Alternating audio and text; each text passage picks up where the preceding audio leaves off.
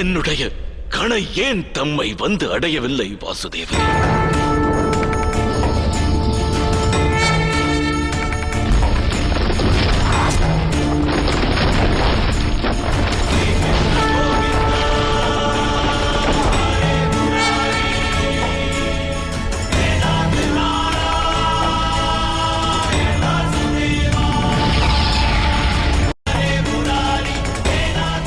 வாசுதேவ கிருஷ்ணன் அல்ல, எது வம்சத்தைச் சேர்ந்தவன் அல்ல, நான் மானிடனும் அல்ல, நான் பரபிரம்மமாவேன் குரு சிரேஷ்டரே.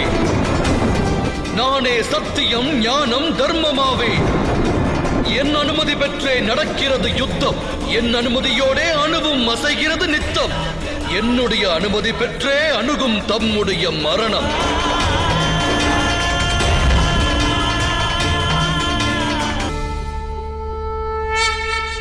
என்னை மன்னித்தருளுங்கள் வாசுதேவரே. தம்முடைய உண்மையான ரூபம் அறியத் தவறிய மூடன் நான். தாம் என்னை வதைக்கும் திறன் கொண்டவர். ஆனால் என்னை வதைப்பதற்கு துணிந்த தாம் ஏற்ற வாக்கையும் மீறுவதற்கு துணிந்து விட்டீர்கள். அதற்கும் என்னுடைய தோஷமே காரணமாக இருக்கலாம். எனது தோஷம் என்ன வாசுதேவரே? எடுத்துரையுங்கள்.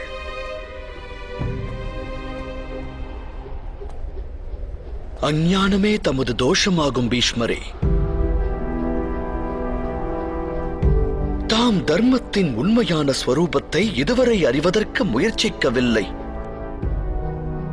அகிலத்தில் கருணை என்னும் வேரூன்றி விருட்சமாய் வளர வேண்டியது அவசியம். அதுவரை அகிலத்தில் தர்மம் நிறைவு பெறா நிலையில் தங்கும். இதுவரை தாம் தமது வம்சத்தின் மேன்மை பற்றியே சிந்தித்தீர்கள். அகிலத்தின் நன்மை பற்றிய சிந்தனை தம் சிந்தையில் எழவில்லை. ஆகையால் தம்முடைய தியாகமும் சுயநலம் என்றே கூறப்படும். என்னுடைய தந்தையின் நலன் கருதி ராஜ்யத்தை தியாகம் செய்தேன். வாழ்வில் பிரம்மச்சரியம் பூண்டு வாழ்ந்து வந்தேன். இதில் என் சுயநலம் ஏதுமில்லையே வாசுதேவரே. பிரம்மச்சரியம் என்னும் பிரதிஜை, அரச அரியணையின் தியாகம் நிச்சயம் உத்தமமான காரியம்தான்.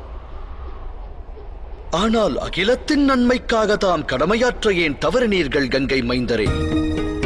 குரு வம்சமானது அழியக்கூடாதென்றெண்ணினேன். அஸ்தினாபுர அரியணைக்காக யுத்தம் மூடக்கூடாதென்றெண்ணினேன். அதோடு குரு ராஷ்டிரத்தின் பிரஜைகள் வேதனையுறக்கூடாதென்றெண்ணினேன். எனது பிரதிஜையின் காரணங்கள் இவையே ஆகும் வாசுதேவரே. சுற்றி நிகழ்வதை சற்றே உற்று காணுங்கள். என்ன நடக்கிறது இங்கே? தமது பிரதிஜை இந்த யுத்தத்தையோ இந்த அழிவையோ தடுக்கவில்லையே.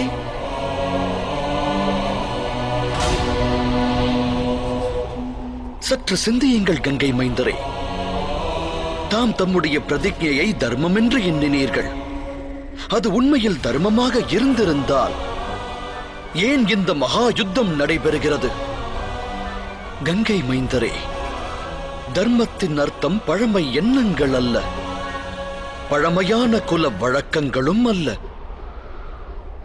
தர்மம் என்பது வாழ்வின் பெயர். வாழ்வென்பது நிரந்தர மாற்றத்தை கொண்டது. மாற்றத்தை பெறுவதே வாழ்வின் குணமாகிறது. மாற்றம் தோன்றினால்தான் மானிடன் கடமையாற்ற துவங்குகிறான். தாம் தமது கடமையை ஆற்ற தவறிவிட்டீர்கள். ஆனால் எனது வாழ்வின் ஒவ்வொரு கட்டத்திலும் நான் உசிதமான தர்மத்தை பின்பற்றி வாழ்ந்தேன். இல்லை கங்கை மைந்தரே,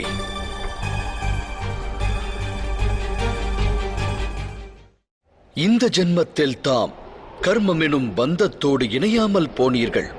அக்காரணத்தால் உண்மையான கர்மத்தை தாம் ஆற்றவும் இல்லை. கர்மத்தின் அர்த்தம் தீர்மானம் மேற்கொள்வது, மேற்கொண்ட தீர்மானத்தின் விளைவுகளை ஸ்வீகரிப்பது. தாம் தீர்மானத்தை மேற்கொண்டீரா கங்கை மைந்தரே? மகாராஜா பாண்டுவின் ராஜ்யாபிஷேகமும் தம்முடைய தீர்மானம் அல்லவே? பிறவியிலேயே பார்வையற்ற ஒருவர் அரசராகும் தகுதியற்றவராவார். ஆகையால் தமையன் பாண்டுவிற்கு ராஜ்யாபிஷேகம் நிகழ்த்த வேண்டும் என்று எடுத்துரைக்கிறேன். மகாராஜா திருதராஷ்டிரர் மகாராணி காந்தாரியின் விவாக தீர்மானம் அக்ஷய திருதியை சுப முகூர்த்தத்தில் திருதராஷ்டிரனது விவாகம் காந்தார குமாரி காந்தாரியோடு நல் முறையில் நடக்கும். மகாராஜா திருதராஷ்டிரரை அதர்மம் செய்யாது ஏன் தாம் தடுக்கவில்லை கங்கை மைந்தரே?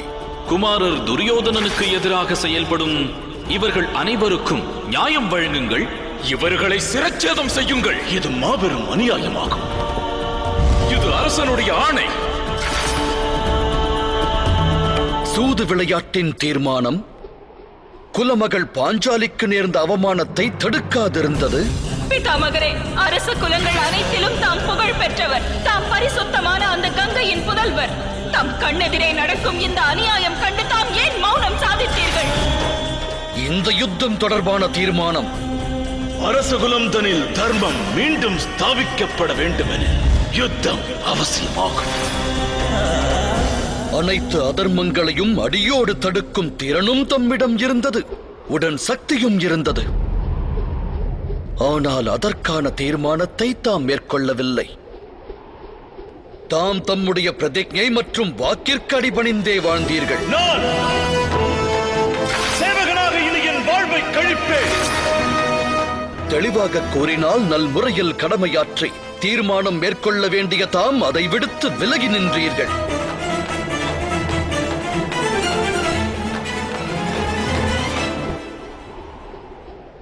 நான் தீர்மானம் கொண்டால் பந்தம் கொண்டவனாவேன் அல்லவா?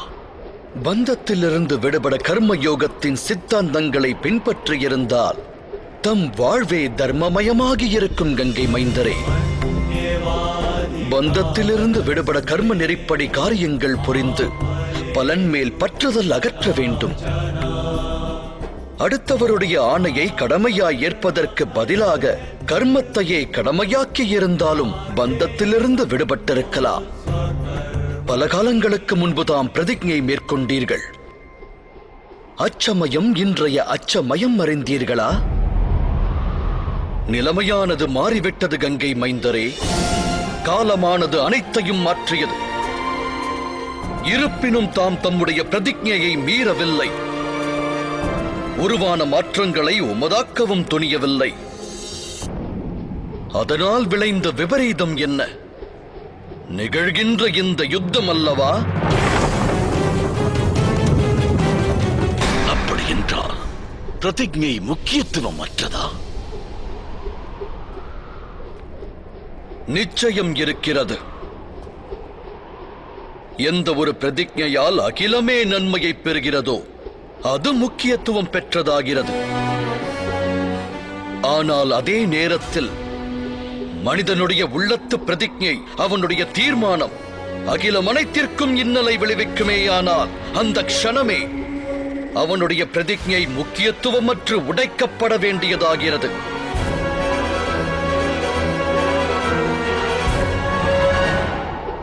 இன்றைய போரில் பாண்டவருக்கு சாதகமாக தங்களால் யுத்தம் புரிவதற்கு இயலாமல் போனாலும் தம் இரு கரத்தில் உள்ள அஸ்திரங்களை தியாகம் செய்து இறைவனை வேண்டி மரணத்தை ஸ்வீகரியுங்கள்.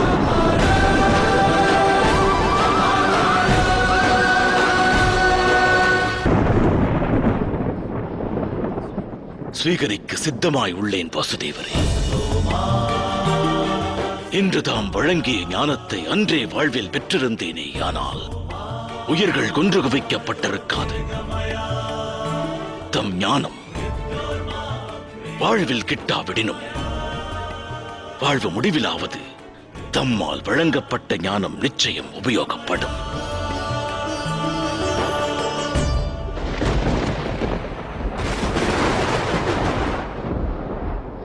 தமது கரம் கொண்டு மரணம் நிகழ்ந்தால் நான் பரம சௌபாக்கியம் பெற்றவனாவேன். இக்கிழவனுக்கு ஒரு முடிவை தாருங்கள். நான் சித்தமாக உள்ளேன்.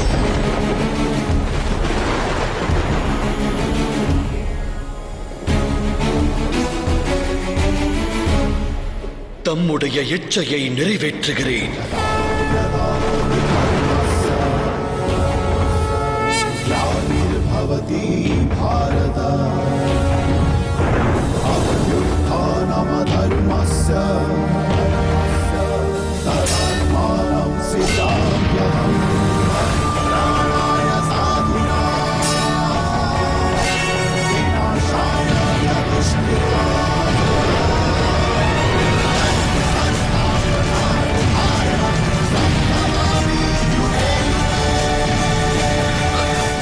மாதவா, யுத்தம் புரியேன் என்று வாக்களித்துள்ளீர்கள்.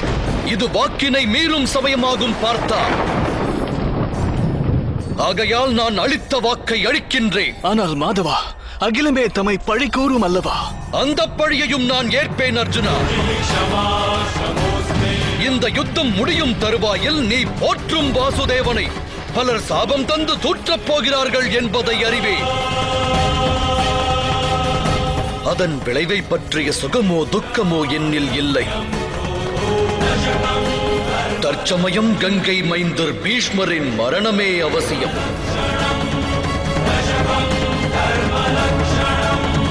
பொறுங்கள் மாதவா, விஜயனுக்கு வாய்ப்பை நல்குங்கள். நான் அனைத்து மோகத்தையும் தியாகம் செய்து எப்பாடுபட்டாவது பிதாமகர் இச்சையை நிறைவேற்றுவேன்.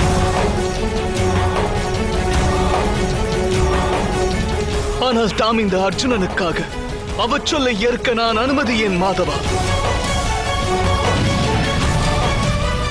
அவ்வாறு ஒரு நிலை உருவானால் அக்கணமே அர்ஜுனனின் இன்னுயிர் இத்தேகம் விட்டு பிரிந்துவிடும் மாதவா. வேண்டுகோளை நிறைவேற்ற தம் பாதார விந்தம் படுகின்றேன்.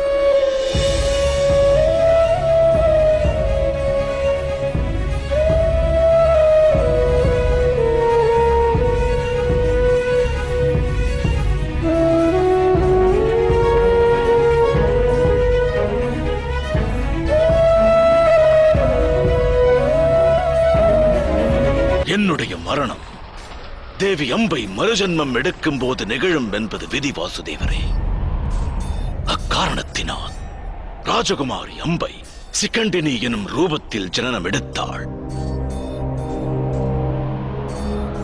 என்னை வதைத்து அந்த ஆத்மா ஆனந்தம் பெறுவதற்கு அனுமதியுங்கள். நான் வாக்களிக்கின்றேன். தமக்கு வாக்களிக்கின்றேன் வாசுதேவரே. அவளின் வருகைக்கு காத்திருப்பேன். இன்றைய தினம் ரணபூமியில் சிகண்டியின் உருவம் என் எதிர் தென்படுகிறதோ, நான் என்னுடைய அனைத்து அஸ்திரங்களையும் தியாகம் செய்வேன். அதுவரையில் நான் அஸ்தினாபுரத்தின் எனது வீரர்களை காத்தருள்வேன். ஆனால் தமது சேனையின் எந்த வீரரின் மரணமும் எனது கரத்தால் நிகழாது. இது என்னுடைய கடமை அல்ல, எவருடைய ஆணையும் அல்ல. இது எனது தீர்மானமாகும் வாசுதேவா.